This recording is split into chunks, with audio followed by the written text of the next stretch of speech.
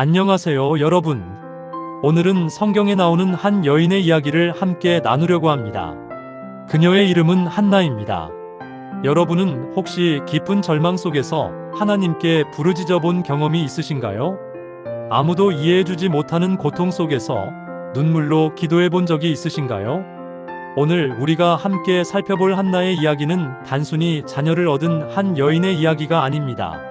이것은 눈물의 기도가 어떻게 하나님 앞에서 찬양의 노래가 되는지, 고통이 어떻게 생명으로 변화되는지를 보여주는 강력한 증언입니다. 사무엘상 1장부터 2장까지 한나의 여정을 천천히 깊이 있게 함께 걸어가 보겠습니다. 한나가 살았던 시대의 배경. 한나가 살았던 시대는 사사시대의 마지막 무렵이었습니다. 이스라엘의 왕이 없어서 사람마다 자기 소견에 옳은 대로 행하던 영적으로 혼란한 시기였죠.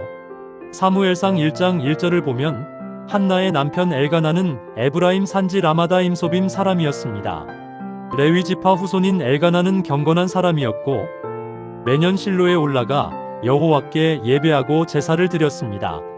하지만 여기에 한 가지 문제가 있었습니다. 엘가나에게는 두 명의 아내가 있었다는 것입니다. 한나와 브닌나. 불임이라는 고통. 성경은 아주 간단하지만 강력하게 한나의 상황을 묘사합니다. 브닌나는 자식이 있고 한나는 자식이 없더라. 당시 고대 근동 문화에서 자녀, 특히 아들이 없다는 것은 단순히 개인적인 슬픔이 아니었습니다.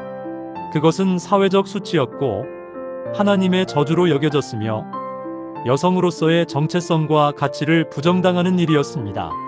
한나는 매일 이 현실과 마주해야 했습니다. 아침에 눈을 뜰 때마다, 밤에 잠들 때마다 그녀의 빈품은 그녀에게 외쳤을 것입니다. 너는 부족하다. 너는 실패했다. 브닌나의 괴롭힘.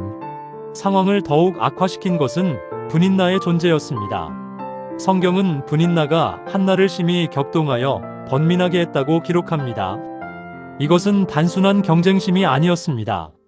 브닌나는 고의적으로, 지속적으로 한나를 괴롭혔습니다. 아마도 식사 시간마다, 가족이 모일 때마다 브닌나는 자신의 자녀들을 내세우며 한나를 자극했을 것입니다. 해마다 여호와의 집에 올라갈 때마다 브닌나가 이같이 함으로 주목하세요. 해마다라는 표현을. 이것은 일회성 사건이 아니었습니다. 매년 반복적으로 한나는 이 고통을 겪어야 했습니다. 더욱 아이러니한 것은 이 괴롭힘이 가장 거룩한 순간에 실로 성전에 올라갈 때 일어났다는 것입니다. 하나님을 예배하러 가는 그 길에서 한나는 가장 깊은 상처를 받았습니다. 남편 엘가나의 사랑. 그러나 엘가나는 한나를 사랑했습니다. 성경은 그가 한나에게 갑절의 분량을 주었다고 말합니다. 이것은 한나에 대한 특별한 애정을 보여줍니다. 엘가나는 울고 있는 한나에게 이렇게 말합니다. 한나여, 어찌하여 울며 어찌하여 먹지 아니하며 어찌하여 그대의 마음이 슬프냐. 내가 그대에게 10 아들보다 낫지 아니하냐. 이것은 진심 어린 위로였습니다. 엘가나는 정말로 한나를 사랑했고 그녀를 위로하고 싶었습니다. 하지만 때로는 가장 좋은 의도를 가진 말도 고통을 이해하지 못할 때 상처가 될 수 있습니다. 엘가나는 한나의 고통을 완전히 이해할 수 없었습니다. 그는 남자였고 이미 다른 아내를 통해 자녀가 있었으니까요. 한나가 원했던 것은 남편의 사랑만이 아니었습니다. 그녀는 어머니가 되고 싶었습니다. 자신의 몸에서 생명이 자라나는 것을 느끼고 싶었습니다. 하나님께서 주신 여성으로서의 부르심을 완성하고 싶었습니다. 깊어지는 절망. 한나가 마음이 괴로워서 울며 여호와께 기도하고, 여기 괴로워서라는 말은 히브리어로 마라트 네페쉬인데 이것은 영혼의 쓴맛이라는 의미입니다. 한나의 고통은 단순히 감정적인 것이 아니었습니다. 그것은 그녀의 존재 전체를 삼켜버리는 깊은 영적 고통이었습니다. 얼마나 많은 밤을 한나는 눈물로 지새웠을까요? 얼마나 많은 기도를 그녀는 하늘을 향해 외쳤을까요? 그리고 이제 또 한 번의 실로 순례가 찾아왔습니다. 또 한 번의 브닌나의 조롱이 기다리고 있었습니다. 한나는 먹지도 못했습니다. 그녀의 슬픔은 이제 견딜 수 없는 지경에 이르렀습니다. 절망 끝에서 하나님을 찾다. 그들이 실로에서 먹고 마신 후에 한나가 일어나니 이 순간을 상상해 보세요. 제사 식사가 끝났습니다. 가족들은 아마 서로 이야기하고 있었을 것입니다. 분인나의 자녀들은 뛰어놀고 있었을 테고 분인나는 또다시 한나를 자극하는 말을 했을지도 모릅니다. 그런데 한나가 일어났습니다. 그녀는 더 이상 참을 수 없었습니다. 더 이상 인간의 위로로는 충분하지 않았습니다. 남편의 사랑도 갑절의 분량도 아무것도 이 공허함을 채울 수 없었습니다. 한나는 오직 한 분, 하나님만이 그녀의 고통을 이해하고 해결할 수 있다는 것을 알았습니다. 통곡하는 기도. 한나가 마음이 괴로워서 여호와께 기도하고 통곡하며라는 표현이 중요합니다. 이것은 조용한 기도가 아니었습니다. 한나는 소리내어 울었습니다. 그녀의 온몸이 흔들렸을 것입니다. 눈물이 멈추지 않았을 것입니다. 우리는 때로 기도할 때 너무 점잖고 형식적이어야 한다고 생각합니다. 하지만 한나의 기도는 달랐습니다. 그것은 날 것 그대로의 솔직한, 절박한 부르짖음이었습니다. 하나님은 이런 기도를 원하십니다. 포장되지 않은, 가식 없는 우리의 진짜 모습 그대로를 가지고 나오는 기도 말입니다. 서원의 기도. 서원하여 이르되 만군의 여호와여, 만일 주의 여종의 고통을 돌보시고 나를 기억하시고 주의 여종을 잊지 아니하시사 아들을 주시면 내가 그의 평생에 그를 여호와께 드리고 삭도를 그의 머리에 대지 아니하겠나이다. 이 기도를 천천히 음미해 보겠습니다. 첫째, 한나는 하나님을 만군의 여호와라고 부릅니다. 이것은 성경에서 이 칭호가 처음 나오는 곳입니다. 만군의 여호와는 모든 천사들의 군대를 거느린 전능하신 하나님을 의미합니다. 한나는 자신의 문제가 인간의 힘으로는 해결할 수 없다는 것을 알았습니다. 그래서 전능하신 하나님을 붙잡았습니다. 둘째, 한나는 자신을 3번이나 주의 여종이라고 칭합니다. 이것은 겸손함과 동시에 소속감을 나타냅니다. 나는 당신의 것입니다. 나는 당신께 속한 사람입니다. 셋째, 한나는 하나님께 자신의 고통을 돌보시고 기억하시고 잊지 말아달라고 간청합니다. 이것은 하나님과의 언약적 관계를 상기시키는 말입니다. 당신의 백성인 제가 고통받고 있습니다. 저를 기억해 주세요. 그리고 넷째, 가장 놀라운 부분입니다. 한나는 자신이 그토록 간절히 원하던 아들을 얻으면 그 아들을 하나님께 돌려드리겠다고 약속합니다. 여기서 잠시 멈춰서 생각해 봅시다. 한나가 원했던 것이 무엇이었습니까? 아들이었습니다. 그녀는 몇 년, 어쩌면 10년 이상을 아들을 갖기 위해 기도했습니다. 그런데 이제 그녀는 그 아들을 받으면 바로 하나님께 돌려드리겠다고 말합니다. 이것이 무엇을 의미할까요? 한나의 기도는 단순히 자신의 욕구를 채우기 위한 것이 아니었습니다. 그녀는 자신의 고통을 통해 더 큰 것을 보게 되었습니다. 그녀는 하나님의 목적, 하나님의 영광, 하나님의 나라를 보게 되었습니다. 한나는 생명의 근원이 하나님이심을 인정했습니다. 아이는 자신의 소유가 아니라 하나님께서 잠시 맡기신 선물임을 고백했습니다. 이것이 진정한 기도입니다. 우리의 욕망을 포기하는 것이 아니라 그 욕망을 하나님의 손에 드리고 하나님의 뜻이 이루어지기를 구하는 것입니다. 오해받는 기도. 그가 여호와 앞에서 오래 기도하는 동안에 엘리가 그의 입을 주목한지라 한나가 속으로 말하매 입술만 움직이고 음성은 들리지 아니하므로 엘리는 그가 취한 줄로 생각한지라. 한나는 오래 기도했습니다. 그녀는 서두르지 않았습니다. 그녀는 하나님 앞에 자신의 모든 것을 쏟아냈습니다. 그런데 제사장 엘리가 한나를 보고 취한 사람으로 오해합니다. 엘리가 그에게 이르되 네가 언제까지 취하여 있겠느냐? 포도주를 끊으라. 이것은 얼마나 큰 상처였을까요? 그녀의 가장 거룩한 순간, 가장 절박한 기도의 순간에 하나님의 제사장이 그녀를 취한 사람 취급합니다. 어쩌면 한나는 화를 낼 수도, 변명할 수도, 설명을 포기할 수도 있었습니다. 하지만 한나의 대답을 들어보세요. 한나가 대답하여 이르되 내 주여 그렇지 아니하니이다. 나는 마음이 슬픈 여자라 포도주나 독주를 마신 것이 아니요 여호와 앞에 내 심정을 통한 것뿐이오니 당신의 여종을 악한 여자로 여기지 마옵소서. 내가 지금까지 말한 것은 나의 원통함과 격동됨이 많기 때문이니이다.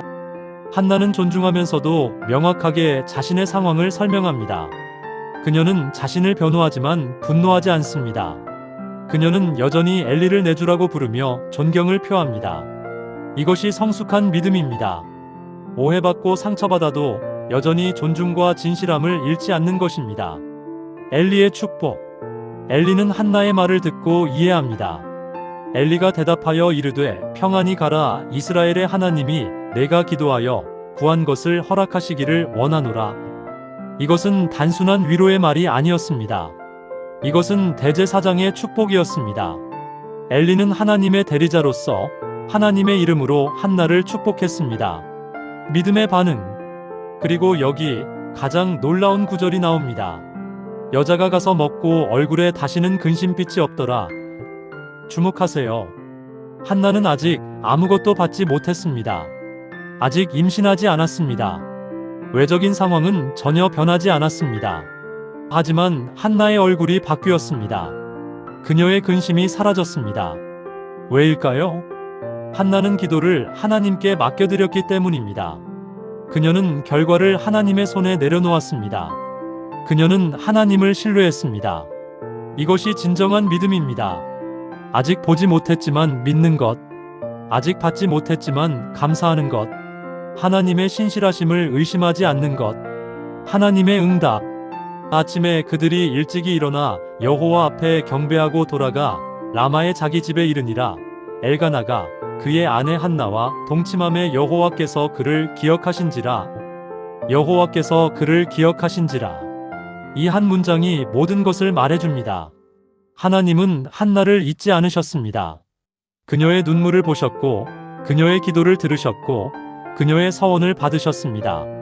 한나가 임신하고 때가 이름의 아들을 낳아 사무엘이라 이름하였으니 이는 내가 여호와께 그를 구하였다 함이더라. 사무엘. 이 이름의 의미는 하나님이 들으셨다 또는 하나님께 구한 자입니다. 한나는 아들의 이름 자체를 자신의 기도와 하나님의 응답에 대한 영원한 기념비로 만들었습니다. 사무엘이 자라면서 자신의 이름을 들을 때마다 그는 자신이 기도의 응답으로 태어났다는 것을 기억하게 될 것입니다. 약속을 지키다. 그 사람 엘가나와 그의 온 집이 여호와께 매년 제사와 서원제를 드리러 올라갈 때에 오직 한나는 올라가지 아니하고 그의 남편에게 이르되 아이를 젖대거든 내가 그를 데리고 가서 여호와 앞에 뵙게 하고 거기에 영원히 있게 하리이다. 한나는 약속을 잊지 않았습니다. 그녀는 기쁨에 취해 자신의 서원을 잊어버리지 않았습니다. 상상해 보세요. 그토록 오랫동안 기다려온 아들입니다. 그녀의 품에 안긴 사무엘은 그녀가 꿈꾸던 모든 것이었을 것입니다. 사무엘이 처음 웃을 때, 처음 말할 때, 처음 걸을 때 한나의 기쁨은 말로 표현할 수 없었을 것입니다. 그런데 한나는 알고 있었습니다. 이 아이는 자신의 것이 아니라는 것을, 이 아이는 하나님께서 잠시 맡기신 것이라는 것을. 한나는 사무엘을 젖댈 때까지 키웠습니다. 당시에는 보통 3-4년 정도 모유 수유를 했다고 합니다. 그 몇 년 동안 한나는 사무엘과 함께 했습니다. 그녀는 사무엘을 사랑으로 키웠고 하나님에 대해 가르쳤고 그가 성전에서 살게 될 것을 준비시켰습니다. 사무엘을 들이다. 그를 젖댐에 그를 데리고 올라갈 새 수소 3마리와 가루 한 에바와 포도주 한 가죽 부대를 가지고 실로 여호와의 집에 나아갔는데 아이가 어리더라. 한나가 사무엘을 실로로 데리고 갑니다. 그녀는 풍성한 재물을 가지고 갑니다.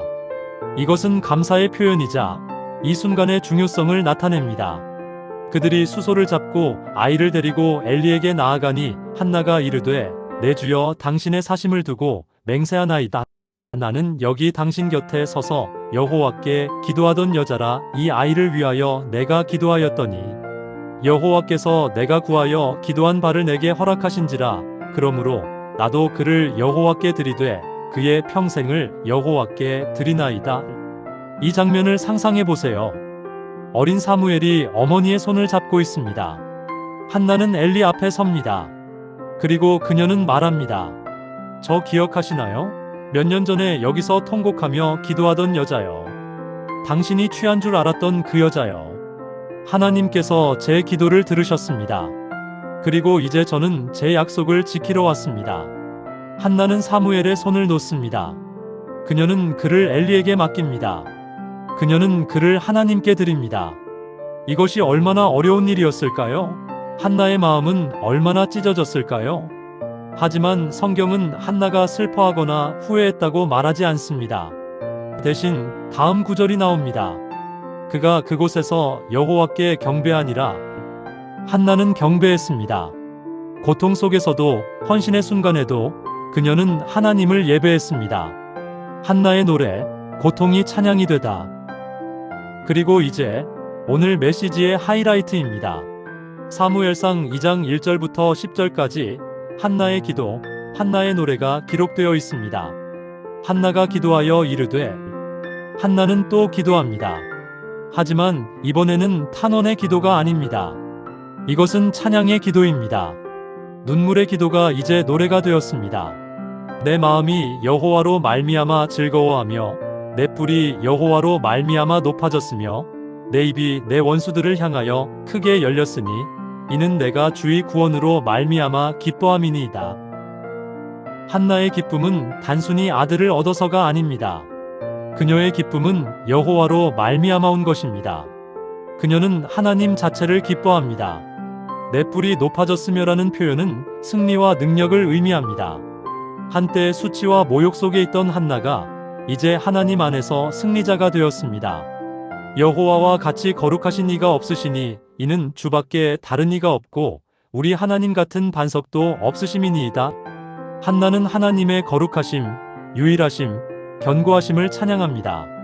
그녀는 자신의 경험을 통해 하나님이 얼마나 신실하신 분인지를 알게 되었습니다. 심히 교만한 말을 다시 하지 말 것이며 오만한 말을 너희 입에서 내지 말지어다. 여호와는 지식의 하나님이시라 행동을 달아보시느니라. 이 말을 들으니 분인나가 생각나지 않나요? 한나를 조롱하고 교만하게 굴던 분인나 말입니다. 하지만 한나는 복수하지 않습니다. 그녀는 단지 하나님이 모든 것을 아시고 판단하신다는 진리를 선포합니다. 용사의 활은 꺾이고 넘어진 자는 힘으로 띠를 띠도다. 유족하던 자들은 양식을 위하여 품을 팔고 줄이던 자들은 다시 줄이지 아니하도다. 임신하지 못하던 자는 7을 낳았고 많은 자녀를 둔 자는 쇠약하도다. 여기서 한나는 하나님의 역전의 원리를 노래합니다. 강한 자가 약해지고 약한 자가 강해집니다. 배부른 자가 굶주리고 굶주린 자가 배부릅니다. 그리고 가장 중요한 부분, 임신하지 못하던 자는 7을 낳았고 많은 자녀를 둔 자는 쇠약하도다. 한나는 자신의 이야기를 말하고 있습니다. 그녀는 불임이었지만 이제 생명을 낳았습니다. 반면 많은 자녀를 가진 분인나는 결국 쇠약해졌습니다. 참고로 한나는 나중에 실제로 5명의 자녀를 더 낳게 됩니다. 사무엘을 포함하면 6명이죠. 하지만 7은 완전수로 완전한 축복을 의미합니다. 여호와는 죽이기도 하시고 살리기도 하시며 수월에 내리게도 하시고 거기에서 올리기도 하시는도다. 여호와는 가난하게도 하시고 부하게도 하시며 낮추기도 하시고 높이기도 하시는도다. 한나는 하나님의 절대 주권을 고백합니다. 생사와 복이 모두 하나님의 손에 있습니다. 그녀는 이제 인생의 모든 상황이 하나님의 통치 아래 있음을 압니다. 가난한 자를 진토에서 일으키시며 빈궁한 자를 거름더미에서 올리사 귀족들과 함께 앉게 하시며 영광의 자리를 차지하게 하시는도다. 땅의 기둥들은 여호와의 것이라 여호와께서 세계를 그것들 위에 세우셨도다. 이것은 한나 자신의 간증입니다. 그녀는 진토와 거름더미 같은 삶에서 일으킴을 받았습니다. 하나님께서 그녀를 높이셨고 그녀에게 영광을 주셨습니다. 그가 그의 거룩한 자들의 발을 지키실 것이요 악인들을 흑암 중에서 잠잠하게 하시리니 힘으로는 이길 사람이 없음이로다. 여호와를 대적하는 자는 산산이 깨어질 것이라. 하늘에서 우레로 그들을 치시리로다. 여호와께서 땅 끝까지 심판을 내리시고 자기 왕에게 힘을 주시며 자기의 기름 부음을 받은 자의 뿔을 높이시리로다 하니라. 한나의 노래는 개인적인 감사를 넘어서 하나님 나라의 비전으로 확장됩니다. 그녀는 하나님께서 당신의 백성을 지키시고 악을 심판하시고 결국 당신의 왕과 메시아를 세우실 것을 예언합니다. 놀랍게도 기름 부음을 받은 자, 즉 메시아라는 단어가 성경에서 처음 나오는 곳이 바로 여기입니다. 한나의 노래는 멀리 다윗 왕을 바라보고 더 멀리는 메시아 예수 그리스도를 바라봅니다. 한나의 눈물의 기도는 단순히 한 아이를 얻기 위한 것이 아니었습니다. 그것은 하나님의 구원 역사의 한 부분이었습니다. 그녀가 낳은 사무엘은 이스라엘의 마지막 사사이자 첫 선지자가 되어 다윗 왕을 기름 부을 것입니다. 한나의 노래를 들으면서 혹시 익숙한 느낌이 들지 않으셨나요? 그렇습니다. 신약 성경에서 마리아가 예수님을 잉태했을 때 부른 마리아의 찬가, 한나의 노래와 놀랍도록 유사합니다. 마리아도 노래합니다. 그의 팔로 힘을 보이사 마음의 생각이 교만한 자들을 흩으셨고 권세 있는 자를 그 위에서 내리치셨으며 비천한 자를 높이셨고 줄이는 자를 좋은 것으로 배불리셨으며 부자는 빈손으로 보내셨도다. 이것은 우연이 아닙니다. 마리아는 한나의 노래를 알고 있었고 자신의 상황이 한나의 상황과 유사함을 깨달았습니다. 한나는 불가능한 상황에서 사무엘을 낳았고 사무엘은 하나님의 구원 역사를 이어갔습니다. 마리아는 더욱 불가능한 상황에서 처녀의 몸으로 예수님을 낳았고 예수님은 하나님의 구원을 완성하셨습니다. 한나의 노래는 마리아의 노래로 울려 퍼졌고 결국 우리 모든 믿음의 사람들의 노래가 되었습니다. 역전의 하나님. 한나의 이야기의 핵심 주제는 역전입니다.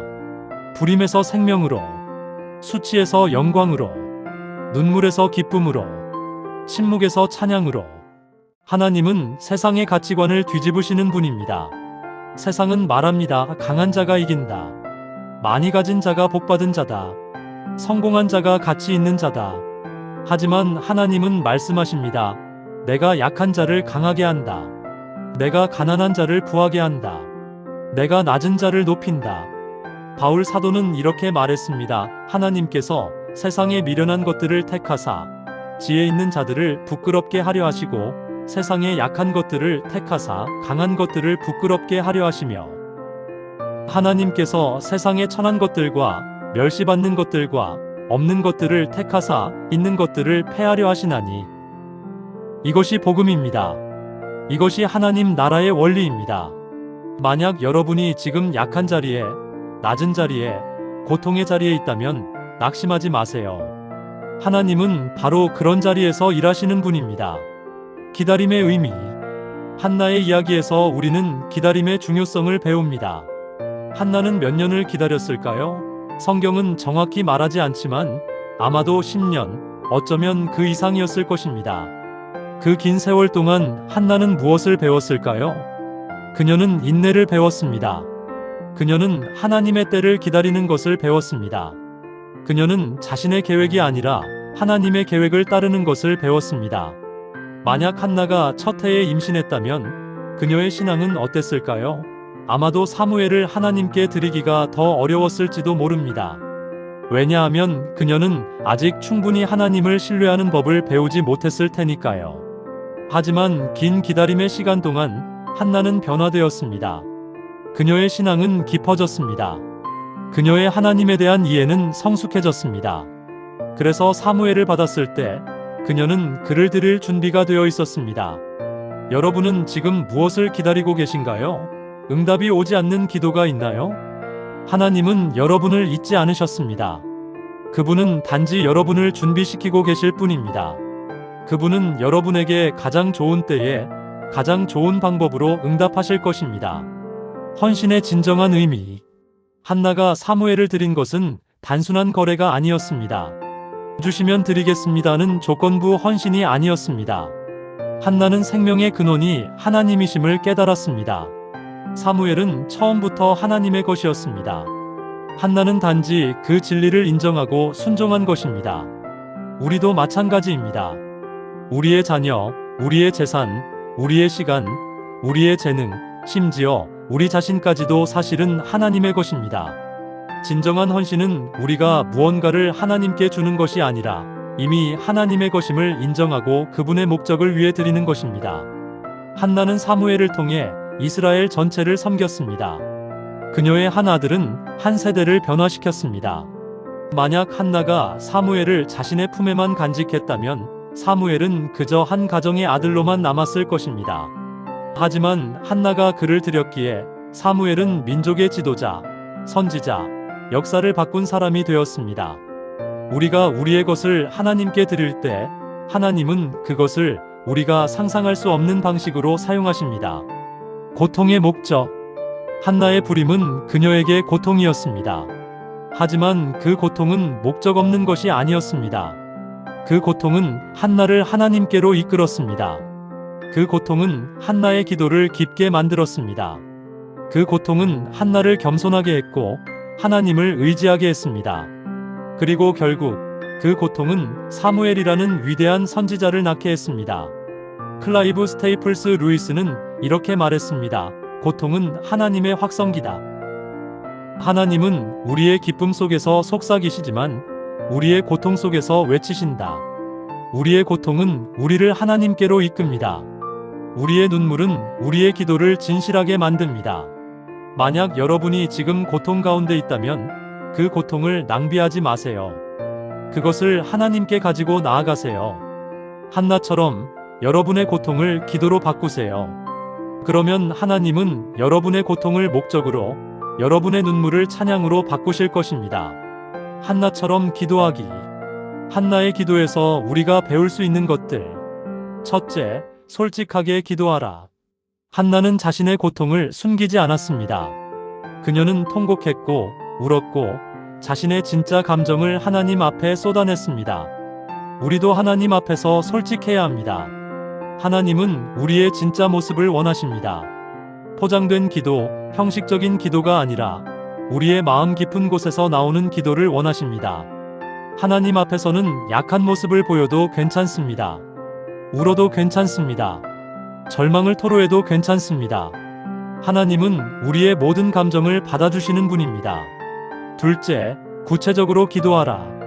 한나는 막연하게 축복해주세요라고 기도하지 않았습니다. 그녀는 구체적으로 아들을 주세요라고 기도했습니다. 우리의 기도도 구체적이어야 합니다. 하나님은 우리가 무엇을 원하는지 아십니다. 하지만 그분은 우리가 그것을 분명히 표현하기를 원하십니다. 셋째, 하나님의 목적을 위해 기도하라. 한나는 단지 자신의 욕구를 채우기 위해서만 기도하지 않았습니다. 그녀는 받은 것을 하나님께 드리기로 약속했습니다. 우리의 기도도 하나님의 나라와 그분의 영광을 구해야 합니다. 이것을 주셔서 제가 당신을 더 잘 섬기게 하소서. 이것을 통해 당신의 이름이 영광받게 하소서. 넷째, 믿음으로 기도하라. 한나는 기도한 후 근심을 내려놓았습니다. 그녀는 하나님을 신뢰했습니다. 우리도 기도한 후에는 하나님께 맡겨야 합니다. 걱정과 염려를 내려놓고 하나님의 신실하심을 믿어야 합니다. 고통 중에 있는 이들에게, 만약 지금 여러분이 한나처럼 고통 가운데 있다면, 첫째, 여러분은 혼자가 아닙니다. 한나도 같은 고통을 겪었습니다. 성경의 많은 사람들이 비슷한 고통을 겪었습니다. 그리고 무엇보다 하나님께서 여러분과 함께 하십니다. 둘째, 여러분의 고통은 하나님의 무관심 때문이 아닙니다. 하나님은 여러분을 보고 계십니다. 여러분의 눈물을 세고 계십니다. 여러분의 기도를 듣고 계십니다. 시편 56편 8절은 이렇게 말합니다. 주께서 나의 유리함을 계수하셨으니 나의 눈물을 주의 병에 담으소서. 이것이 주의 책에 기록되지 아니하였나이까. 여러분의 눈물 한 방울도 하나님은 기억하십니다. 셋째, 여러분의 고통은 헛되지 않을 것입니다. 하나님은 여러분의 고통을 목적으로 바꾸실 것입니다. 로마서 8장 28절 우리가 알거니와 하나님을 사랑하는 자, 곧 그의 뜻대로 부르심을 입은 자들에게는 모든 것이 합력하여 선을 이루느니라. 모든 것, 심지어 고통까지도 하나님의 손에서는 선을 이루는 도구가 됩니다. 넷째, 포기하지 마세요. 한나는 몇 년을 기다렸지만 포기하지 않았습니다. 그녀는 계속 기도했습니다. 계속 믿었습니다. 계속 하나님을 바라보았습니다. 여러분도 포기하지 마세요. 계속 기도하세요. 계속 믿으세요. 하나님의 때는 반드시 옵니다. 헌신에 대하여. 한나의 헌신은 우리에게 도전을 줍니다. 우리는 하나님께 무엇을 드리고 있나요? 우리의 시간, 우리의 재능, 우리의 재물, 더 중요하게는 우리는 우리 자신을 드리고 있나요? 로마서 12장 1절. 그러므로 형제들아, 내가 하나님의 모든 자비하심으로 너희를 권하노니 너희 몸을 하나님이 기뻐하시는 거룩한 산 제물로 드리라. 이는 너희가 드릴 영적 예배니라. 한나는 그녀의 가장 소중한 것을 드렸습니다. 우리도 우리의 가장 소중한 것을 하나님께 드려야 합니다. 그것이 무엇이든 그것을 꽉 쥐고 있지 말고 하나님께 드리세요. 그러면 하나님은 그것을 배가시켜 주실 것입니다. 한나는 사무엘 1명을 드렸지만 하나님은 그녀에게 5명을 더 주셨습니다. 그리고 무엇보다 그녀는 하나님과의 깊은 관계를 얻었습니다. 눈물을 노래로. 한나의 이야기의 가장 아름다운 부분은 변화입니다. 1장에 한나는 울고 있습니다. 그녀는 먹지도 못합니다. 그녀는 절망 속에 있습니다. 하지만 2장에 한나는 노래하고 있습니다. 그녀는 하나님을 찬양합니다. 그녀는 기쁨으로 충만합니다. 무엇이 바뀌었을까요? 외적 상황만 바뀐 것이 아닙니다. 한나 자신이 바뀌었습니다. 그녀의 관점이 바뀌었습니다. 그녀의 신앙이 성숙했습니다. 한나는 이제 하나님을 진정으로 압니다. 그분의 신실하심을, 그분의 능력을, 그분의 사랑을 경험했습니다. 그래서 그녀의 눈물은 노래가 되었습니다. 여러분의 눈물도 노래가 될 수 있습니다. 여러분의 고통도 간증이 될 수 있습니다. 여러분의 어두운 밤도 새벽이 될 수 있습니다. 왜냐하면 우리의 하나님은 눈물을 노래로 바꾸시는 분이시기 때문입니다. 오늘 우리는 한나의 이야기를 함께 걸어왔습니다. 수치와 고통에서 시작한 이야기가 찬양과 기쁨으로 끝났습니다. 한나의 이야기는 끝난 이야기가 아닙니다. 그것은 지금도 계속되는 이야기입니다. 왜냐하면 하나님은 여전히 같은 방식으로 일하시기 때문입니다. 하나님은 여전히 약한 자를 강하게 하십니다. 여전히 낮은 자를 높이십니다. 여전히 눈물을 노래로 바꾸십니다. 만약 여러분이 지금 한나처럼 고통 가운데 있다면 이것을 기억하세요. 하나님은 여러분을 보고 계십니다. 하나님은 여러분의 기도를 듣고 계십니다. 하나님은 여러분의 눈물을 기억하고 계십니다. 그리고 하나님의 때에 하나님의 방법으로 여러분의 눈물도 노래가 될 것입니다. 한나처럼 하나님 앞에 나아가세요. 한나처럼 솔직하게 기도하세요. 한나처럼 하나님을 신뢰하세요. 그러면 한나처럼 여러분도 찬양하게 될 것입니다. 내 마음이 여호와로 말미암아 즐거워하며. 이것이 여러분의 고백이 되기를 기도합니다. 시청해 주셔서 감사합니다. 여러분 모두에게 하나님의 풍성한 축복이 있기를 기원합니다. 이제 기도로 이야기를 마칠까 합니다. 사랑과 은혜의 하나님, 이 시간 한나의 이야기를 통해 당신의 신실하심을 다시 한번 경험하게 하심을 감사드립니다. 한나의 눈물이 노래가 되었듯이 저희의 고통도 간증이 되고 저희의 어둠도 빛이 되게 하옵소서. 이 말씀이 단순히 귀로만 듣는 이야기가 아니라 저희의 삶 속에서 살아 역사하는 능력이 되게 하옵소서. 고통 중에 있는 이들에게는 위로를, 기다림 중에 있는 이들에게는 소망을, 절망 중에 있는 이들에게는 믿음을 주옵소서. 저희 모두가 한나처럼 당신께 솔직하게 나아갈 수 있는 용기를 가지게 하시고 한나처럼 당신을 온전히 신뢰할 수 있는 믿음을 주옵소서.